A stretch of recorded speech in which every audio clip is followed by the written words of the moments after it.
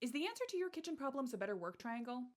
The perfect work triangle arrangement might solve all your kitchen woes or be the cause of some of your underlying kitchen issues. If you have issues with the way that your kitchen works right now, not enough workspace, not enough storage space, no room to share tasks, too many people underfoot every time you're cooking a meal, you've wondered if this mythic concept is the answer to your kitchen layout problems. As a residential architect, this comes up for me a lot, whether we are trying to repair a horrible 90s remodel or a recent brutal flip, or if we're dealing with a time capsule kitchen and trying to delicately or aggressively retrofit it for modern life. Let's talk about if you should and how you could use the kitchen work triangle concept to improve the layout of your kitchen.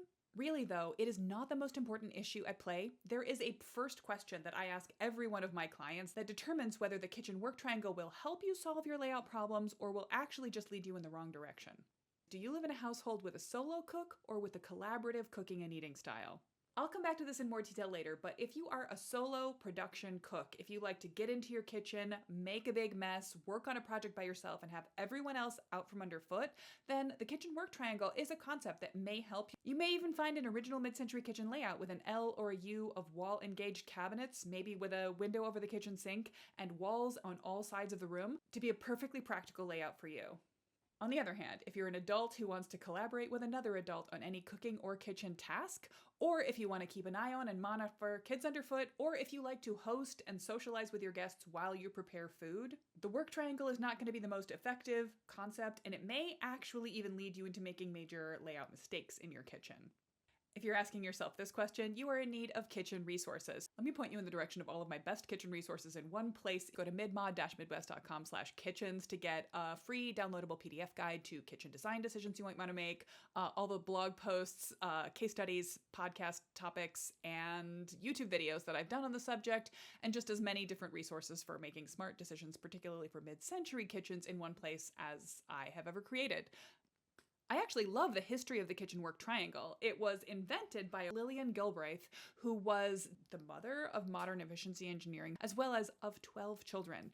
If you ever encountered the book as a kid, Cheaper by the Dozen, she's the mom from that book. She was part of a movement that was trying to apply the ergonomics that was being used in, at that time, modern factory design, trying to think about labor-saving steps, more efficient designs of processes, and apply that to home economics. Trying to take what had been a dawn to dusk effort of work to take raw materials and coal-fired heat and generate them into food and sustenance and clean linens for an entire household, and boil that down into something simpler, more efficient, and filled with technology and good layout where it could be.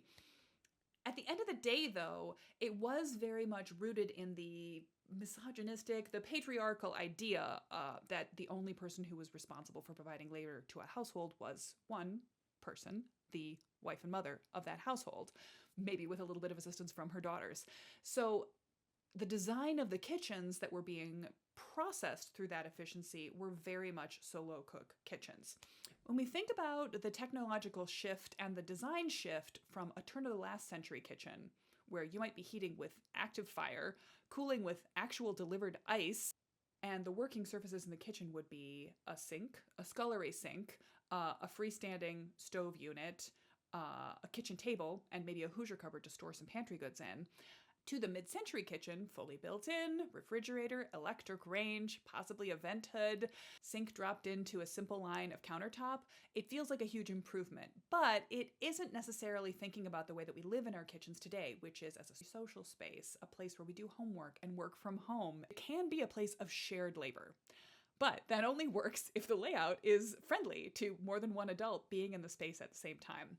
So Lillian Galbraith's kitchen work triangles concept is just that you should have the sink, the range, and the refrigerator at 3 points of a triangle, and the added up lengths of each leg should be no more than 26 feet. Bringing these appliances close together and trying to get nothing interrupting the walking space between them would make it more efficient to be able to get back and forth between these three regularly used spaces in order to do all of the tasks of being in a kitchen. Now, I've spent the better part of the last decade thinking about mid-century kitchens specifically and how they can be retrofitted to fit modern lifestyles. The irony being that I've been living in a time capsule mid-century kitchen this entire time, and with one modification, adding in an island that I can use for additional work surface, I have no desire or need to change it. The kitchen work triangle concept it embodies works perfectly for me. because I'm a solo cook and nobody gets in my way in the kitchen.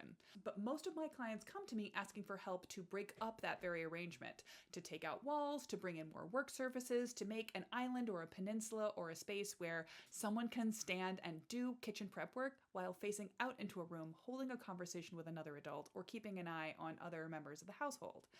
I've spent so much time breaking up or adjusting mid-century kitchen layouts, I'd kind of come to believe that the kitchen work triangle was a concept that had no more meaning today. But as I've been coming back to again and again through this video, if you are a solo cook who wants to go into your kitchen by yourself and get work tasks done, the kitchen work triangle might be your good friend, and it might help you adjust and understand better what's going on in your mid-century kitchen. Here's the project I was working on when I started thinking good thoughts about the kitchen work triangle again. This is a tight galley kitchen, and as you can see, it's got a snug triangle between its sink, its fridge, and its stove. What it lacks is enough workspace. It doesn't have a lot of counter surface that's not loomed over by upper cabinets, which is a common failing of a mid-century kitchen design. We played games of actually stretching out the distances between the three major appliances in a kitchen work triangle. We also absolutely separated the cooktop and the oven and treated them as two separate items. Some households spend a lot more time using an oven than others. Ultimately, although this is a solo cook kitchen, it is a space where guests are often entertained while cooking is happening. So we played around with different levels of accessibility, letting someone come in by the front door side to be able to get access to the refrigerator. Here's another interesting example. This house was an owner's grandparent build, inspired by Japanese design. It had a post and beam structure and a lot of really gorgeous built-ins, but a snug, always kind of low budget and awkwardly laid out kitchen interior. While many other clients might have asked me to, especially in a post and beam structure where there was no reason to have a wall separating the kitchen and the living space, blow this open, in this household, there was really only one partner who was preparing and delivering food, and what she wanted was less the ability to have easy flow walking in and out. She wanted to kind of go in her kitchen and be left alone, but she didn't want to be visually cut off. Her preference of these three layout options was actually the one where she had lovely views out to the yard and a peek-through pass-through view to the living room, but was down tucked into the far end of a U where no one could come in and get in her way. On the other hand, here's an example of a relatively generous house where we wanted to make circulation space for a whole family to move around, while multiple parents could prep or serve food and kids could come in and grab a snack. This is an interesting case because in each of these three layout changes, we've made no change to the actual kitchen work triangle. We have not moved the sink, the fridge, or the range. They're all staying exactly where they were. But the way that the rest of the kitchen is organized, more or less openly towards the dining area, the backyard access, or the mudroom in the other direction, allows for plenty of real life to go on, even while one or more adults are carrying out cooking tasks. Here's another example of a kitchen that was really cut off from the rest of the house. This architect-designed house, check out this cool roof line, was, I think, honest to God designed so that the only person who would really be in this kitchen was the household help who lived in what had been a little servants' quarters room right off the kitchen. Now it's occupied by a family that prepare their own food and then eat it. Our three layouts are all concerned with creating multiple pathways, different ways you can get into this kitchen space, work around it, communicate through it, and move food and people back and forth.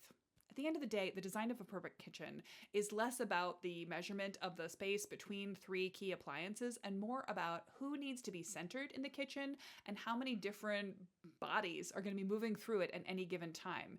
If you're trying to make space for people to be able to get in and get a snack from the refrigerator or offer guests to serve themselves a drink while you're still doing meal prep, you need to make sure that the fridge is located easily accessible to outer edges of the room. Shift the refrigerator a little bit further from the central cooking areas. You can mitigate that distance by having an easy rotate and set down surface near the fridge. A generous kitchen island can do a lot in this case. Another key factor that's overlooked by the kitchen work triangle is the amount and accessibility of working counter surfaces near those three key appliances.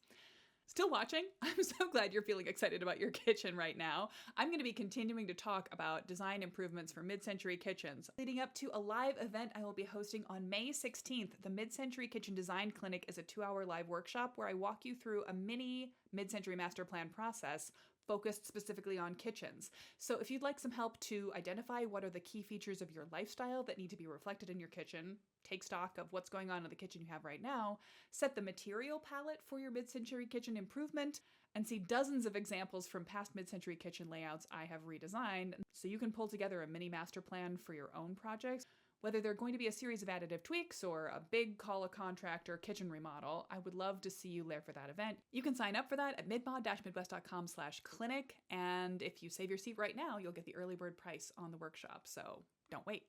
Let me know in the comments what you think about the kitchen work triangle, whether it's an idea you have used in the past, how you think the work triangle setup in your kitchen is working for you, and maybe more importantly, whether you are a solo production kitchen person or a social hosting, collaborating kitchen person.